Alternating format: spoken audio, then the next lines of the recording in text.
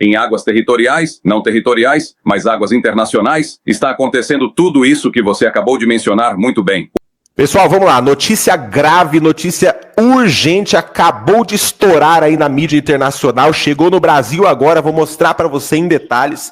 Você tá vendo Nicolás Maduro na sua tela. O bicho tá pegando, tá? Você tem que ver aqui em detalhes o que acabou de ser confirmado.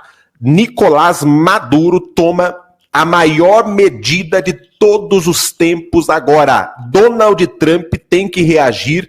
Algo grave acontecendo entre Estados Unidos, Venezuela, Guiana e Essequiba. Olha só, vamos ver aqui em detalhes nesse momento. Você que está acompanhando aqui, né, o nosso vídeo, nosso canal, todos os dias eu trago vídeos importantes, informativos sobre as notícias mais importantes do Brasil e do mundo. A gente está vendo, né, que infelizmente não é qualquer lugar que fala de notícia que dá para a gente confiar. A gente está vendo muita fake news, muita notícia distorcida aí, principalmente, né, a grande mídia, essa velha mídia aí, que há muito tempo vem enganando o povo, vem trazendo muita coisa errada, vem ocultando muita informação, né? Infelizmente, a grande massa tem sido enganada. Só que aqui no nosso canal você tem visto a verdade do que está acontecendo. E a verdade é o que eu vou mostrar agora para você. Viu? Se você for olhar na televisão, né? Televisão hoje não é mais confiável, né? Você tem que vir aqui no nosso canal. Mas se você olhar na televisão, eles nem vão falar o que eu tô falando aqui para você. Você nem ia ficar sabendo disso, tá? As coisas estão explodindo aí na fronteira e você não ia nem ficar sabendo. Então inscreva-se aqui no nosso canal, ative o sino com todas as notificações, deixe o seu like para dar aquela fortalecida aqui no nosso trabalho e vamos para cima, tem muita coisa importante aqui agora. Olha só. Vocês vão se deixar matar por Nicolás Maduro e pelos 40 ladrões que o acompanham. Se fizermos uma comparação antipática entre Pablo Escobar Gaviria e Nicolás Maduro deixou pálidas as capacidades de Pablo Escobar Gaviria. Isso é uma mensagem para Nicolás Maduro, que espero que assista ao seu programa. A via de escape mais fácil e mais viável para que ele possa manter a vida, porque ele vai perder a vida. Hoje se completam 2 meses desde o primeiro bombardeio a uma narcolancha no Caribe, como parte do desdobramento militar dos Estados Unidos ordenado pelo presidente Donald Trump há 70 dias. Justamente, os Estados Unidos realizaram nas últimas horas um novo ataque contra uma embarcação acusada de transportar drogas. O bombardeio ocorrido na noite passada, em águas internacionais do Caribe, deixou 3 homens mortos. Assim confirmou o secretário de Guerra, que classificou os mortos como narcoterroristas. Bem, como o presidente disse, este é o Estado Islâmico. Esta é a Al-Qaeda do hemisfério ocidental. Eles intimidam, aterrorizam, extorquem e envenenam o povo americano. Com esse bombardeio, nesses 2 meses, já são 16 os mortos como parte da operação norte-americana contra o narcotráfico, que no total já deixou 65 mortos. Bernardo Jurado, capitão de mar e guerra venezuelano na reserva e CEO do Jurado Grupo Editorial, obrigado por estar conosco, seja bem-vindo. Um abraço à distância, Nicolás, é um prazer estar aqui. Permita-me fazer algumas precisões. No caso do colombiano que sobreviveu ao ataque do submarino, devemos lembrar que ninguém anda pelo Caribe em um submarino, a menos que esteja envolvido com algo ilícito. E esse colombiano, de acordo com o Nuevo Herald de Miami, já está em liberdade. Portanto, isso deveria ser revisado em primeiro lugar, não é? Em segundo lugar, as tensões diplomáticas às quais alguns meios de comunicação se referem entre o presidente Trump e o presidente Petro, na verdade, são unilaterais do meu ponto de vista, não é? Os excessos cometidos pelo presidente Petro e os erros diplomáticos e políticos realmente são impossíveis de esconder. Mas vou ouvir com muita atenção a sua primeira pergunta. Obrigado, Bernardo, e obrigado pelo esclarecimento, Bernardo.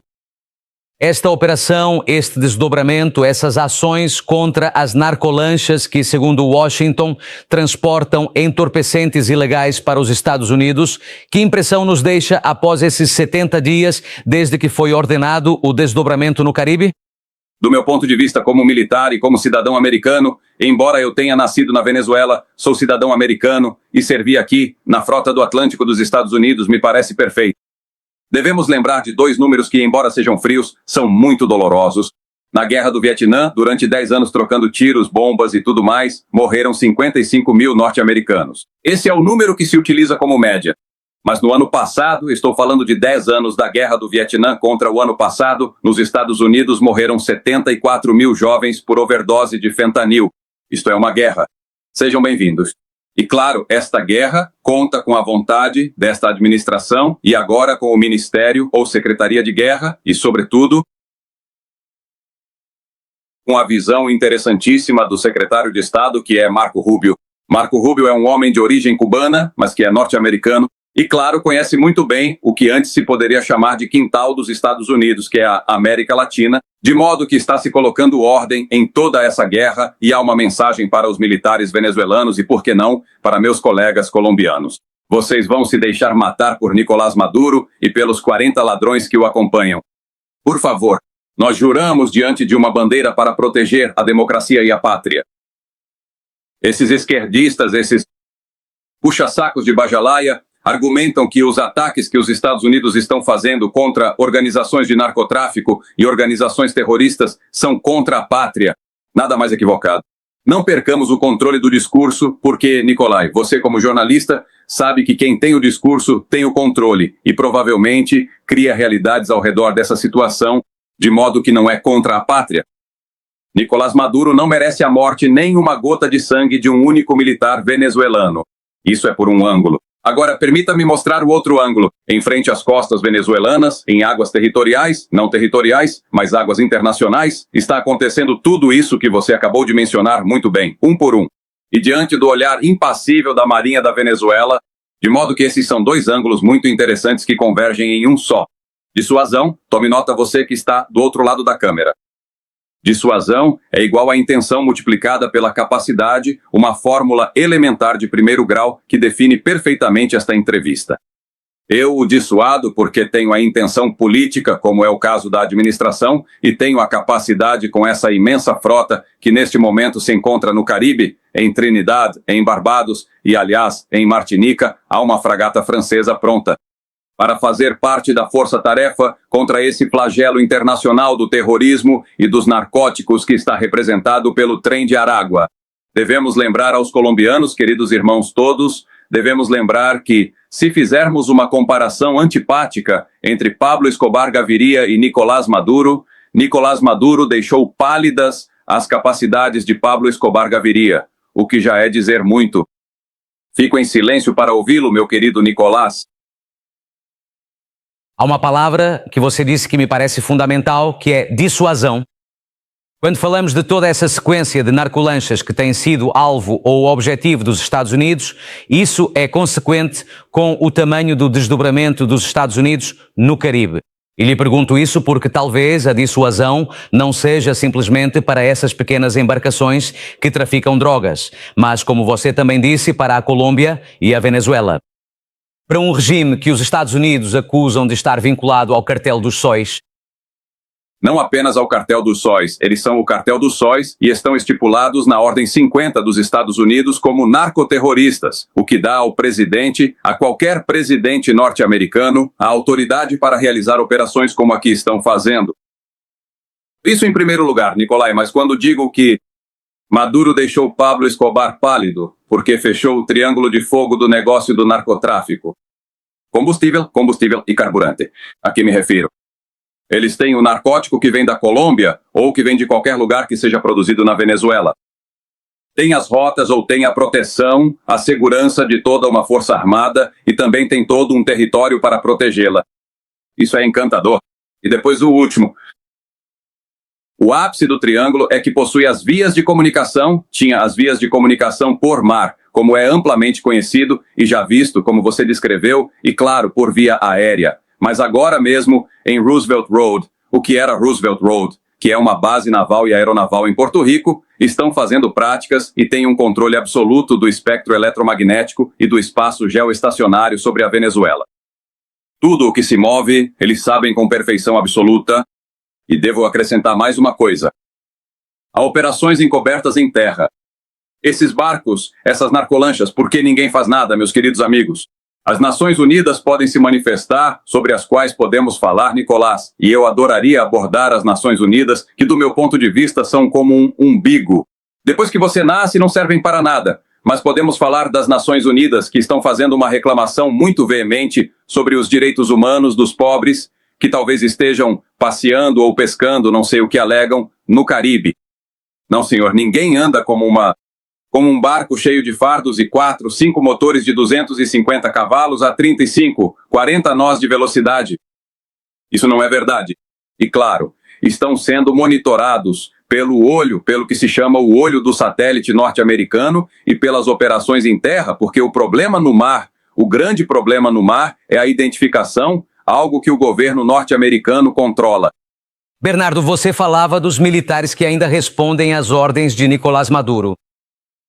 Maduro ainda tem alguma via de escape? Sim, claro, com certeza. A via de escape mais... Isso é uma mensagem para Nicolás Maduro, que espero que assista ao seu programa. A via de escape mais fácil e mais viável para que ele possa manter a vida, porque ele vai perder a vida. Se não se entregar, vai perder a vida. A via de escape mais fácil é se entregar à justiça internacional. Olhem isso.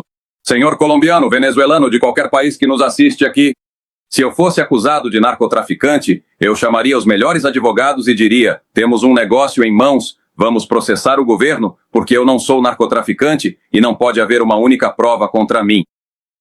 Mas se eu realmente fosse narcotraficante, faria exatamente o que Maduro faz. Alegaria que os Estados Unidos estão contra a Venezuela. Não, não estão contra a Venezuela. Os Estados Unidos estão observando com muito cuidado o fato de não haver vítimas inocentes. Porque, como vocês podem entender, qualquer pessoa pode lançar um míssil pela janela do banheiro de Nicolás Maduro, mas ali vão morrer pessoas inocentes. Eu deduzo que esse é o cálculo que está sendo feito. E o melhor que pode acontecer é que Nicolás Maduro e os 40 ladrões que o acompanham digam: bom, vou me submeter à lei, mostrem-me as provas que têm contra mim, que tendo trabalhado por aqui, nestas latitudes, estou absolutamente certo, Nicolás, que devem existir centenas de milhares de provas dessas pessoas envolvidas no negócio internacional do narcotráfico. Bernardo, os Estados Unidos, ao mesmo tempo em que endureceram o punho, também em algum momento o suavizaram, também em algum momento, por interesses particulares, a libertação dos norte-americanos, estabeleceram pontes de diálogo com o regime de Nicolás Maduro, que já sabemos também utilizou esses mecanismos para continuar conseguindo oxigênio. Poderia haver conversas em andamento nos bastidores? E lhe pergunto isso porque os Estados Unidos deixaram de falar sobre essas tão anunciadas operações terrestres na Venezuela. Durante tantas semanas ouvimos Trump antecipando essas ações e agora ele diz que não está considerando, que não está planejando. Claro, também há um componente que muitos de vocês nos ressaltaram e é que, obviamente, um exército não vai revelar sua estratégia, mas o fato é que ele já havia feito isso semanas atrás. Interessante o que você está dizendo, porque aqueles que têm o discurso, como comentei antes, quem domina o discurso, domina a cena e provavelmente domina, claro, as mentes de quem está nos ouvindo do outro lado da câmera. As únicas pessoas que estão falando de invasão à Venezuela de forma permanente e sistemática são Nicolás Maduro, Vladimir Padrino e todos os 40 ladrões. O presidente Trump disse que todas as cartas estavam sobre a mesa, mas nunca disse que haveria operações. O que ele disse para encontrar um meio termo entre você e eu, o que ele realmente disse é que a CIA está autorizada a realizar operações cirúrgicas e secretas em território venezuelano. Estou me explicando, mas ninguém está falando de uma invasão como estavam imaginando, ao estilo de Granada talvez, ou ao estilo do dia D. Não, acho que não, porque o custo político, Nicolai, da morte de um único fuzileiro naval na Venezuela seria insustentável, mesmo com muita propriedade jornalística, midiática. O presidente Trump justifica essas explosões dessas embarcações dizendo que, para cada uma das embarcações, salvamos a vida de 25 mil jovens norte-americanos.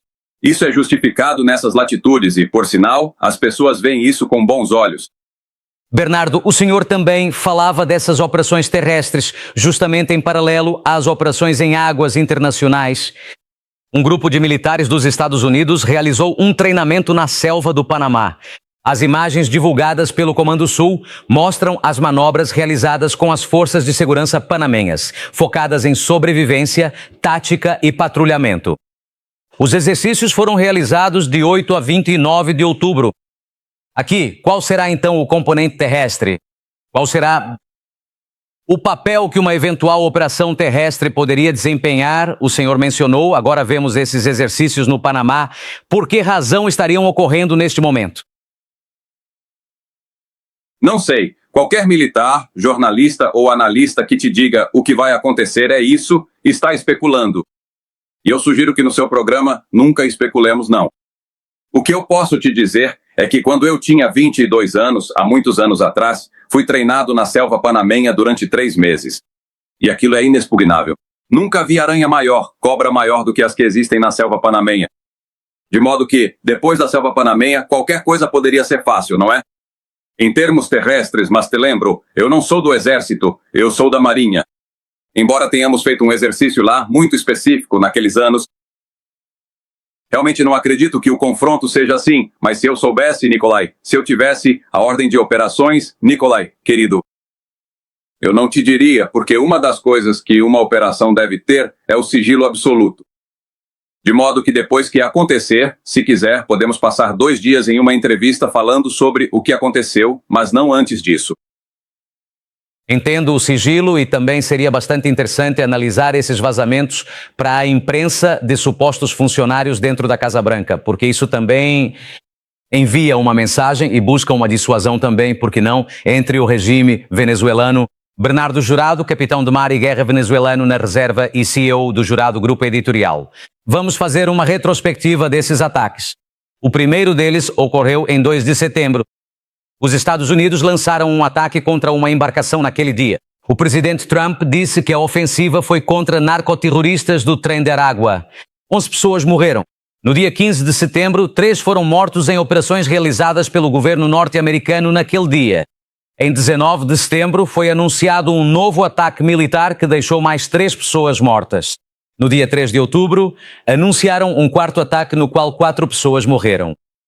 A ofensiva ocorreu em águas internacionais, bem em frente à Venezuela. Outras 6 pessoas morreram.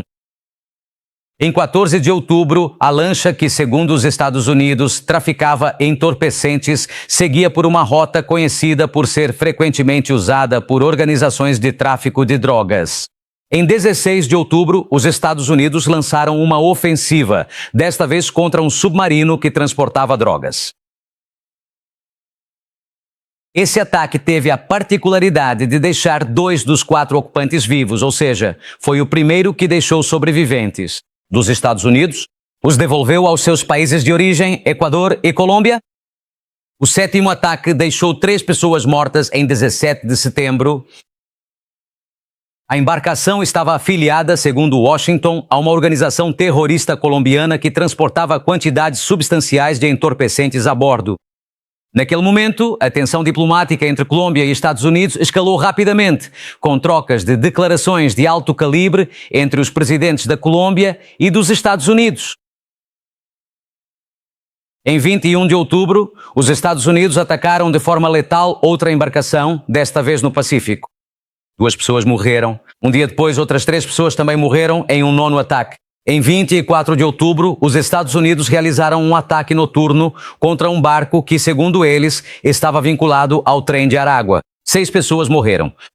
Em uma ofensiva múltipla, no dia 27 de outubro, os Estados Unidos lançaram 3 ataques contra 4 embarcações que deixaram 14 pessoas mortas e um sobrevivente cujo paradeiro é desconhecido. O ataque número 15 ocorreu neste 29 de outubro contra uma embarcação que transportava 4 pessoas. E o mais recente foi o de ontem, quando outras 3 pessoas morreram após a ofensiva do governo Trump em sua luta contra o narcotráfico no Caribe.